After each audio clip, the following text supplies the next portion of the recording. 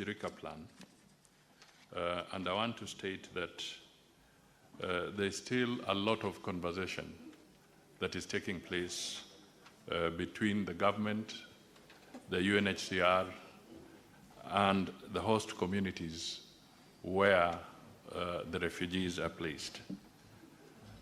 And specifically, if I talk to Kakuma and Dadaab, Mr. Speaker, Kenyans perhaps may need to be reminded in certain circles, not here, but out there, that we have had refugees who have stayed in these camps for as many as 35 to 36 years.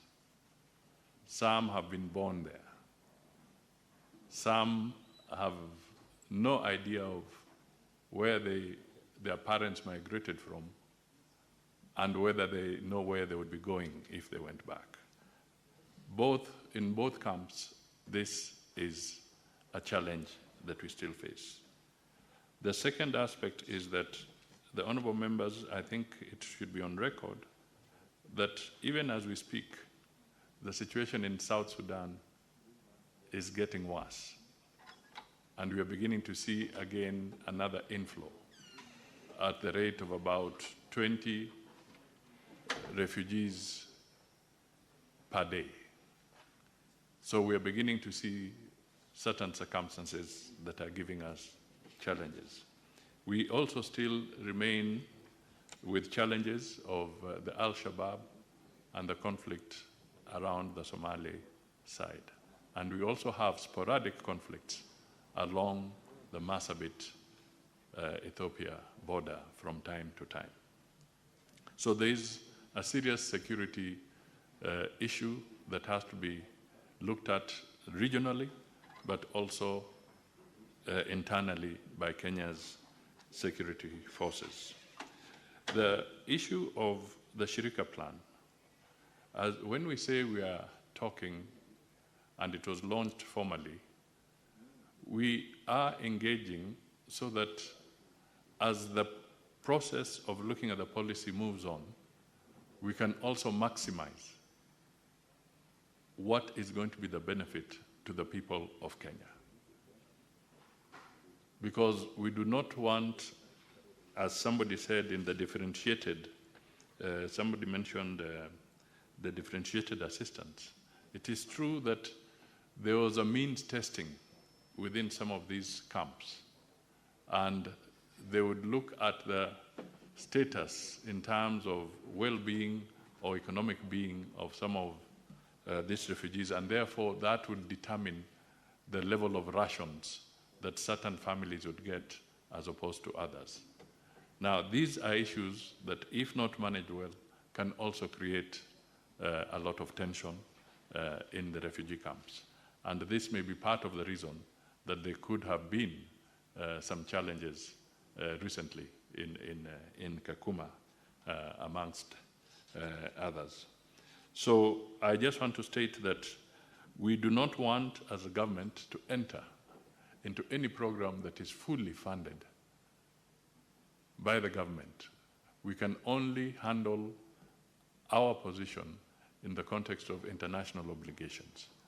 And if the refugees are going to be here, then the institutions like the UNHCR, WFP, and others who support this program will also be talked to and urged to be more productive so that Kenya's resources are not fully deployed for that. Secondly, we do not want to have a situation where communities reach a stage where they feel that those who are refugees are living a better life than the Kenyans themselves.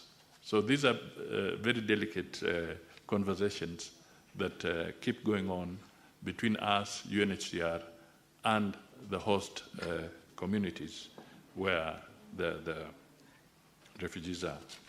And it would be wrong if I made all this statement without really appreciating the generosity and the humanitarian nature of the communities that have hosted these refugee camps for as long as I have said, 35, 36 years. It is not an easy undertaking. It brings a lot of pressure on the resources in those areas. The other thing, when we talk of integration of the refugees, it has to be done carefully, because we also want to transit from a situation where refugees are just drawing from Kenyan resources.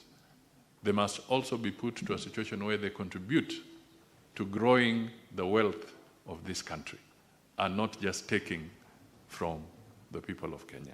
So the whole Shirika plan is premised on these basic principles and a few others. The other thing that I would want to touch on is that the Honorable Boni Khalwale raised issues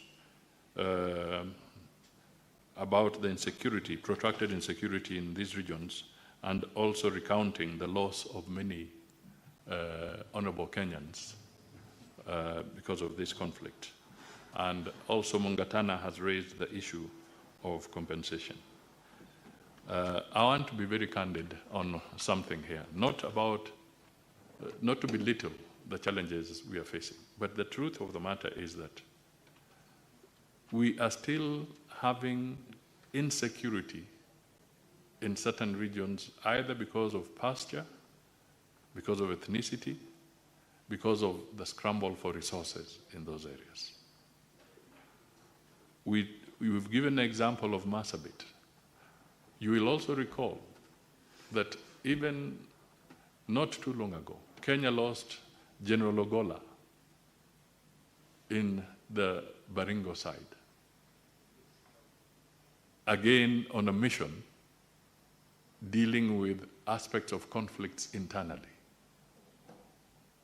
So we still have a lot of work to do to make sure that we can